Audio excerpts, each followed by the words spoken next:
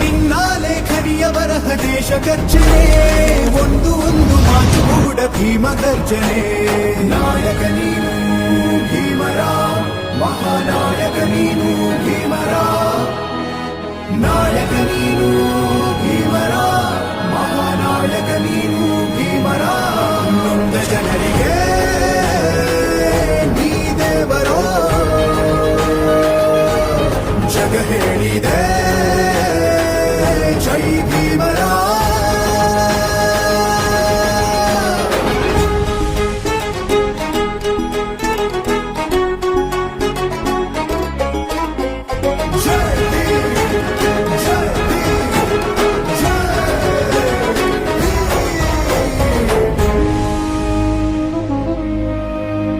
ಸಂಕಟದಲ್ಲಿ ಬಂದೆ ಆಗಿ ಆಧಾರ, ಆಗಿ ಆಧಾರ.